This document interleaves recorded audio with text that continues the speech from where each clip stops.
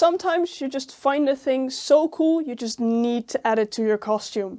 Which, for me, is this Nerf voidcaster. It just fits too perfectly with one of my LARP characters.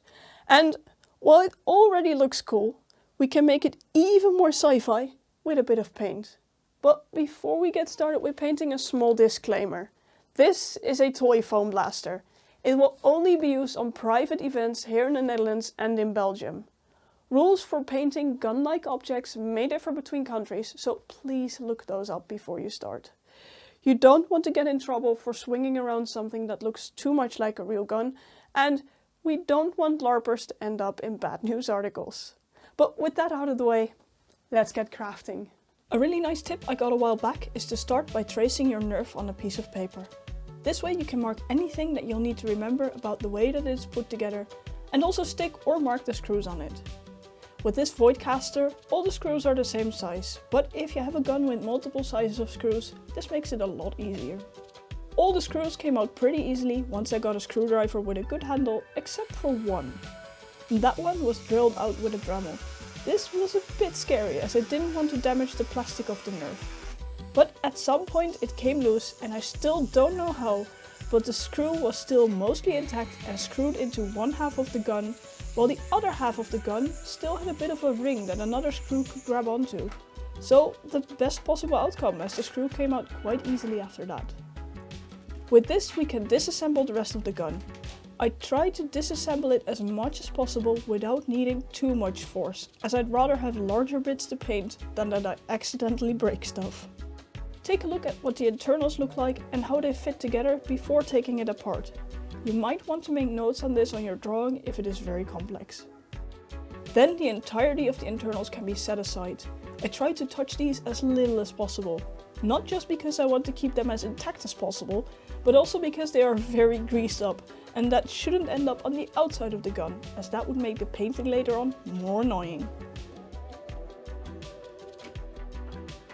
Then we can get to the actual work by starting to sand the entire Nerf. Most importantly, we want to get all of the raised text off. For this I use an 80 grit sandpaper, and this will take a while. Which means that this might be a good moment to explain why I'm painting this unconventional Nerf in an unconventional set of colors. This is a weapon for Aelia, my character as a Sci-Fi LARP who is a biologist and who I have been playing for about 5 years now. I have done some more crafts for her on the channel, so enjoy seeing her grow alongside with me. She started out as a fresh university graduate who signed up for exciting adventures on the frontier and not entirely knowing what she was up for. And she's from a faction that isn't the biggest fan of technology, including guns. But as Aelia has been working with the other quite militaristic factions, she did realize that sometimes, just sometimes, guns can be more practical than swords and knives. In an earlier event, she had already gained a symbiont, an implanted creature gifted to her by the faction's goddess that allowed her to have a mental connection with others.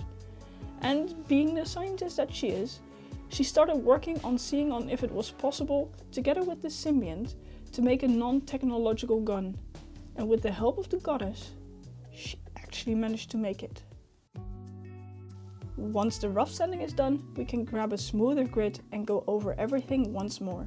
This time including all of the surfaces that do not have a texture on its own. And then clean everything with some soapy water. This is also important to get rid of any residue from the production process. Okay, take 2. You might have noticed that I did not sand down the Nerf logo. That is because I do not want a giant gap here and I'd much rather fill it in. But as I do not have anything like green stuff, body filler or anything, how am I going to do this? Someone gave me the tip to use baking soda and then put super glue on it. Read the instructions properly. Don't use baking powder like I just did, because it's hydrophobic and not gonna work. Anyways, a cleaning session later, we're gonna fill this up with baking soda and super glue and make this all pretty again. And then it turns out that I didn't have baking soda either, just cleaning soda. It works as well, it's just a lot coarser, so a bit more sanding work. And after it has dried, it looks something like this. It's actually really sturdy. So yes, I do think it's better to use baking soda because that's a lot finer than this cleaning soda. so it will save you a while to sand down, because how sturdy this is, a lot sturdier than the plastic, it definitely does take a while to sand down.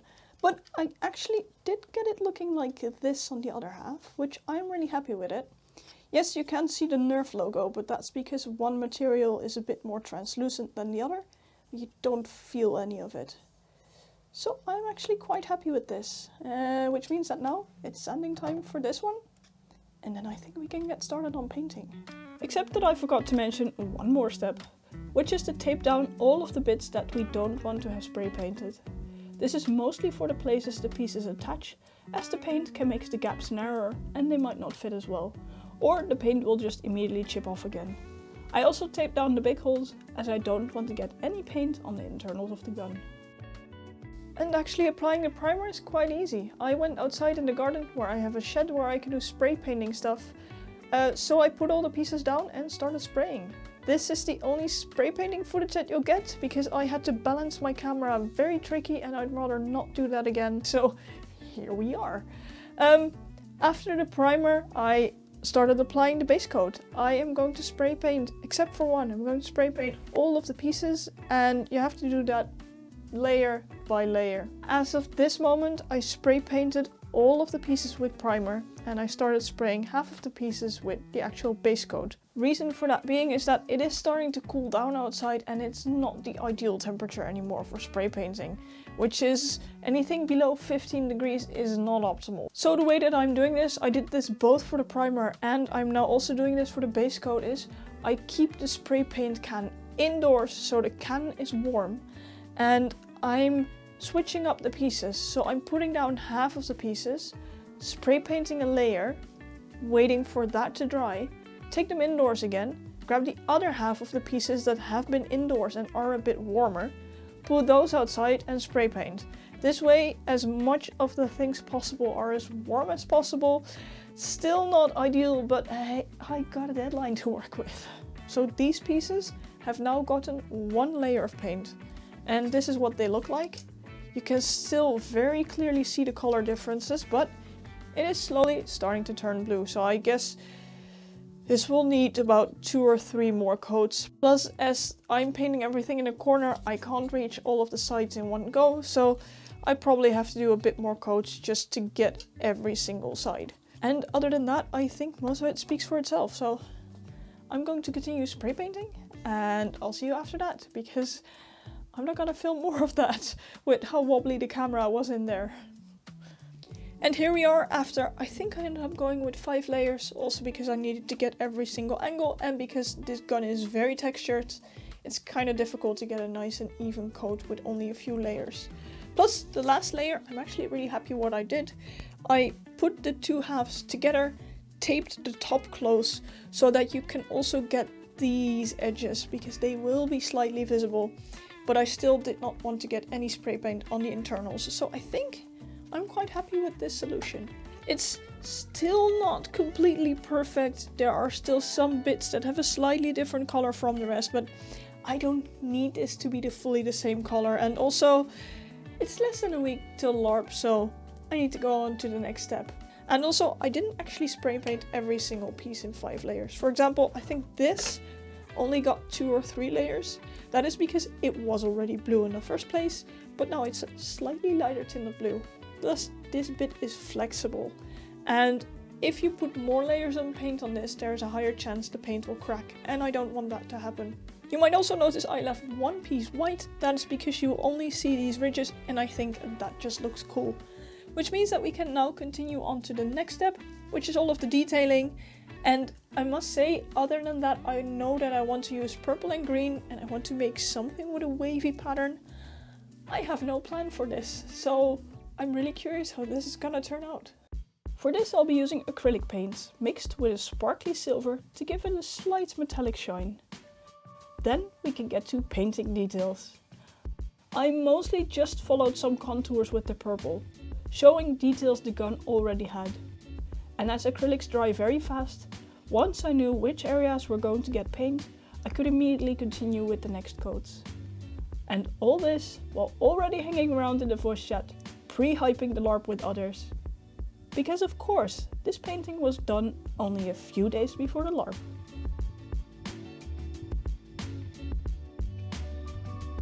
This was then left to dry and the next day I painted on the green. It turns out that I had less green paints than I thought, so it was a bit of a make do with mixing, but I'm pretty happy with the color that I ended up with.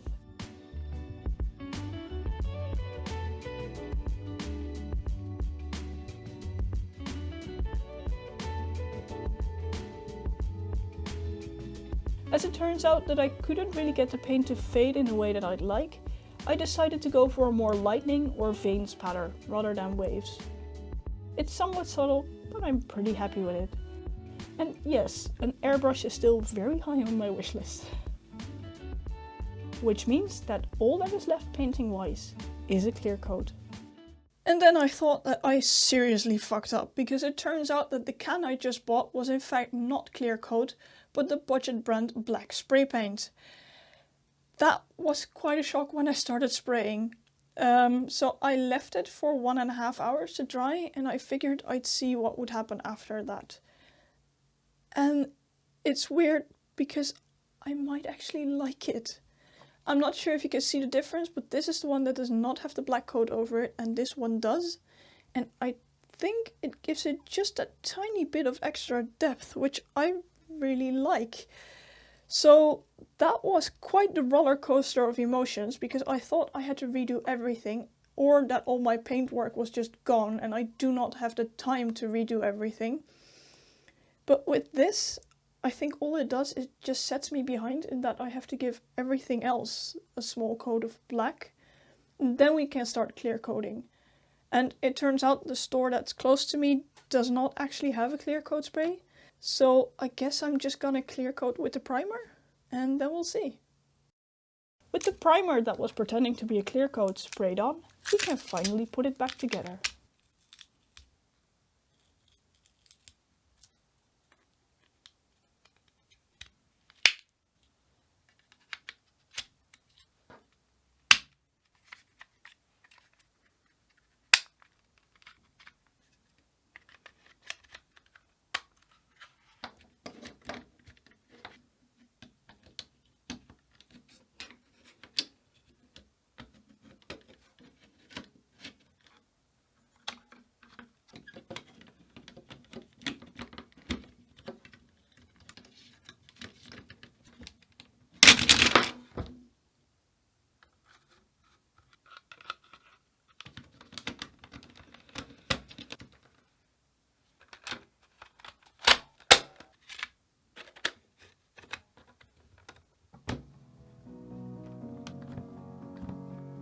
And with that, it is pretty much done, save for the one screw that was dremeled. Time to head to the LARP, where someone had kindly brought me some. And even though not everything went as planned, I am super happy with how this turned out, especially since it was my first big Nerf paint job. Once we were in-game at the LARP, it got some perfect "what even is this" reactions. And best of all, I actually got to use it a few times in combat against the aliens.